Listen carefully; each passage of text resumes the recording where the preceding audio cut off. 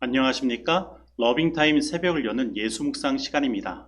오늘의 예수묵상 범위는 창세기 47장 27절로 48장 7절까지의 말씀입니다. 오늘도 이 말씀 속에서 하루를 살아가는 데 필요한 영적인 힘을 얻게 되기를 간절히 소원합니다. 먼저 본문 말씀을 읽도록 하겠습니다. 이스라엘 족속이 애굽 고센 땅에 거주하며 거기서 생업을 얻어 생육하고 번성하였더라. 야곱이 애굽 땅에 17년을 거주하였으니 그의 나이가 147세라. 이스라엘이 죽을 날이 가까우매 그의 아들 요셉을 불러 이제 내가 내게 은혜를 입었거든. 청하노니 내 손을 내 허벅지 아래에 넣고 인애와 성실함으로 내게 행하여 애굽에 나를 장사하지 아니하도록 하라. 내가 조상들과 함께 눕거든. 너는 나를 애굽에서 메어다가 조상의 묘지에 장사하라. 내가 아버지의 말씀대로 행하리이다. 내게 맹세하라. 그가 맹세하니 이스라엘이 침상머리에서 하나님께 경배하니라. 제48장. 이 일 후에 어떤 사람이 요셉에게 말하기를 내 아버지가 병들었다. 하므로 그가 곧 두 아들 므낫세와 에브라임과 함께 이르니 어떤 사람이 야곱에게 말하되 내 아들 요셉이 내게 왔다. 하매 이스라엘이 힘을 내어 침상에 앉아 요셉에게 이르되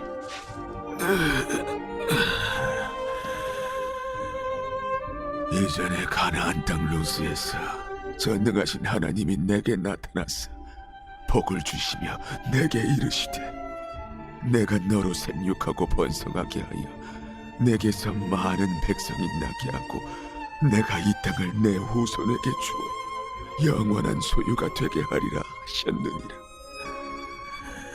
내가 애굽으로 와서 내게 이르기 전에 애굽에서 내가 낳은 두 아들 에브라임과 므낫세는 내 것이라.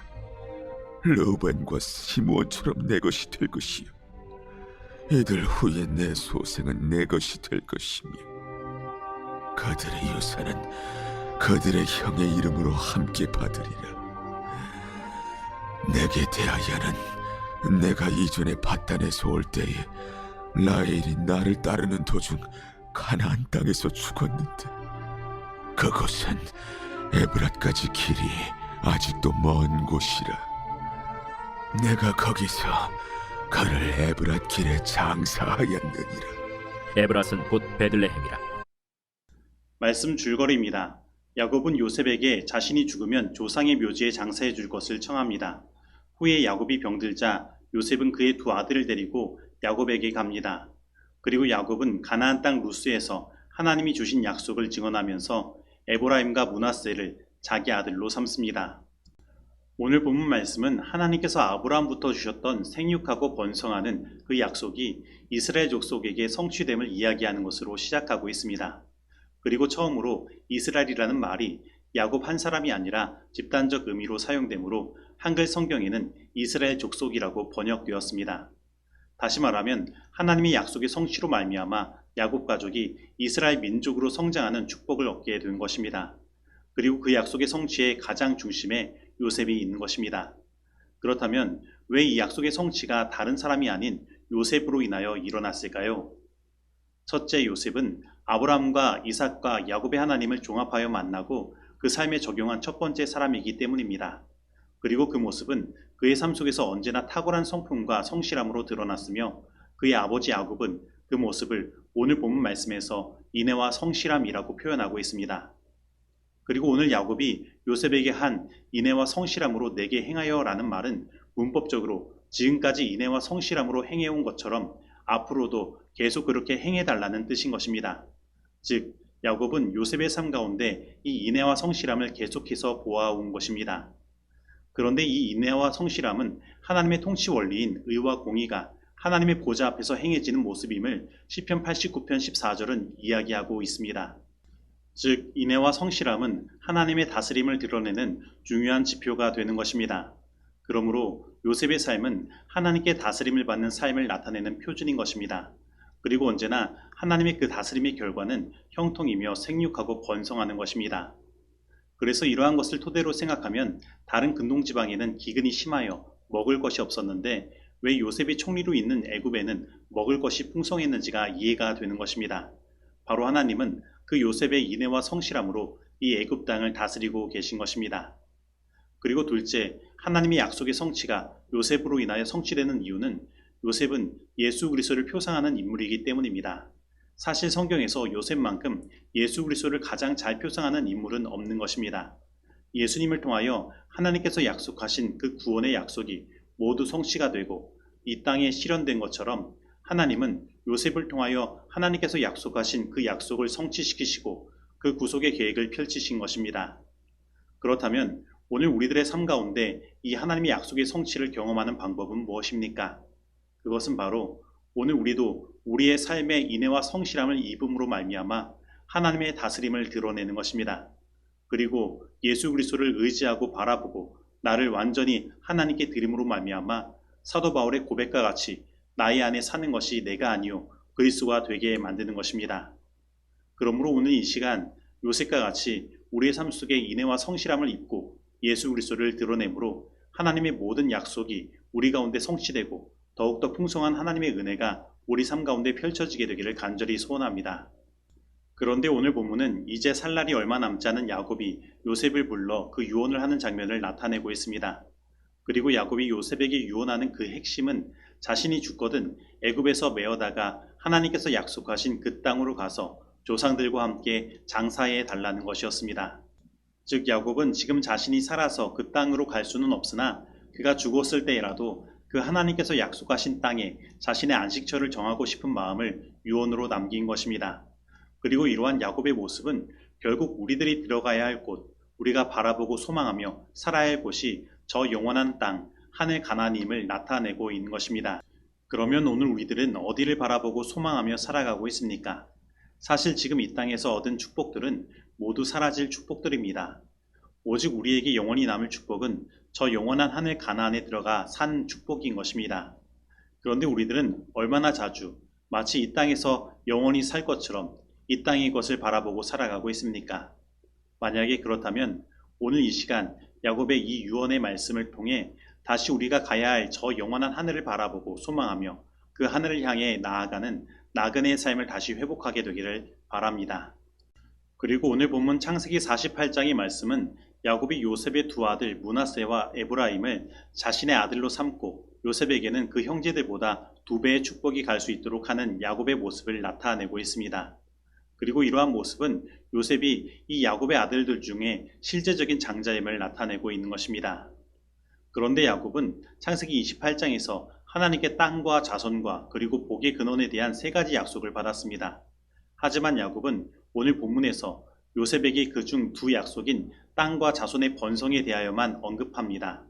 다시 말하면 이 장자의 축복이 요셉에게만 가는 것이 아니라 그것이 나뉘어져 후에 그 축복이 유다에게 주어질 것을 오늘 본문은 암시하고 있는 것입니다. 그렇다면 왜 예수님은 요셉의 혈통을 통하여 오시지 않고 유다의 혈통을 통하여 오셨을까요? 성경에서 요셉은 그 죄가 기록되지 않은 2 사람 중 한 사람이며 예수 그리스도를 표상하는 인물입니다. 그러나 반면 유다는 요셉의 형제들 중에 요셉을 미디안 상인들에게 팔아 넘기자고 제안한 인물입니다. 그리고 그는 그의 며느리 다말을 창녀로 착각하여 그에게 쌍둥이 자녀를 낳는 일들을 행했습니다. 즉 유다는 요셉의 형제들의 죄를 드러내는 대표적인 인물인 것입니다. 그러나 유다는 또한 요셉의 형제들이 회개함으로 변화되었다는 것을 드러내는 대표적인 인물인 것입니다. 그는 자신의 목숨을 그의 동생 베냐민을 위해 담보로 내어놓기까지 변화된 것입니다. 바로 유다의 삶은 하나님께서 죄인을 어떻게 구원하시고 변화시키시는지를 드러내는 표본인 것입니다. 그래서 예수님은 흠이 없는 요셉이 아니라 죄 많고 흠이 많은 유다의 혈통으로 오셨고 예수님을 통해 이 죄인들이 구원을 받아 어떠한 변화를 경험할 수 있는지를 나타내신 것입니다. 그래서 우리는 이러한 모습을 통해 복음을 발견할 수 있는 것입니다. 하나님은 우리가 완전하여서 구원하시는 것이 아닌 것입니다. 하나님은 우리가 죄인이기 때문에 예수님을 보내셔서 구원하신 것입니다. 그러므로 오늘 이 예수님을 온전히 믿게 되기를 바랍니다. 그런데 오늘 본문에 나타난 야곱의 요셉에 대한 축복은 지금 당장 그에게 의미가 없었습니다. 왜냐하면 지금 요셉은 애굽의 총리로서 그 형제들보다 더 많은 축복을 누리고 있기 때문입니다. 하지만 400년 뒤에 가나안 땅을 차지하는 에브라임과 므낫세 지파는 이스라엘의 12지파 중 가장 광활한 영토를 차지하게 된 것입니다. 즉 야곱을 통하여 주신 요셉에 대한 하나님의 약속은 하나님의 그 성실하심으로 말미암아 분명히 성취된 것입니다. 그리고 이것은 오늘 우리의 삶 가운데도 하나님께서 그 성실하심으로 당신의 약속하신 바를 분명히 성취하실 것을 보여주는 것입니다. 그러므로 지금 나의 삶 가운데 하나님의 약속이 이루어지지 않는 것처럼 보여도 믿음을 잃지 마시기 바랍니다. 왜냐하면 하나님은 여전히 우리에게 인애와 성실하심을 나타내시기 때문입니다.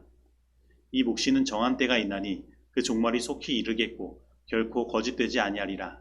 비록 더딜지라도 기다리라. 지체되지 않고 반드시 응하리라. 하박국 2장 3절 말씀입니다. 하나님의 모든 명령과 그분의 말씀 속에 있는 모든 약속에는 능력, 곧 하나님의 생명이 그 속에 있으므로 그것으로 말미암아 모든 명령은 실현되고 모든 약속은 성취되는 것이다. 하나님의 말씀을 믿음으로 받아들이는 자는 실제로 하나님의 생명과 품성을 받는 것이다. 씨마다 그 종류대로 열매를 맺는다. 씨가 올바른 조건 하에 심어지면 곧 발아에서 그 식물 속에 있는 자신의 생명을 자라게 한다. 그와 같이 믿음으로 마음속에 썩지 아니할 말씀의 씨앗을 받아들이면 반드시 하나님의 품성과 생명이 그 사람의 생애 속에 실현될 것이다. 실물교훈 38페이지에 있는 말씀입니다. 이제 적용하는 시간입니다. 오늘 나는 하나님의 말씀 속에는 하나님의 생명이 있으므로 모든 하나님의 말씀의 약속은 반드시 그것이 지체되더라도 성취됨을 믿고 있습니까? 오늘 나는 요셉과 같이 인애와 성실함을 입음으로 나의 삶에 하나님의 통치하심을 나타내어 하나님께서 형통케 하시는 그 역사를 경험하고 있습니까? 오늘 나는 예수님께서 나 같은 죄인을 구원하시며 변화시킬 수 있다는 사실을 분명히 믿고 예수님을 의지하며 따르며 저 영원한 하늘을 향해 나아가는 삶을 살아가고 있습니까? 오늘 이 말씀 속에서 내가 실천해야 할 것은 무엇입니까? 기도하시겠습니다. 하나님 아버지, 오늘 하나님의 약속이 주님의 성실하심을 통해 반드시 성취됨을 우리에게 보여주시고 이 하나님의 말씀에 대한 분명한 믿음을 갖게 하시니 감사드립니다.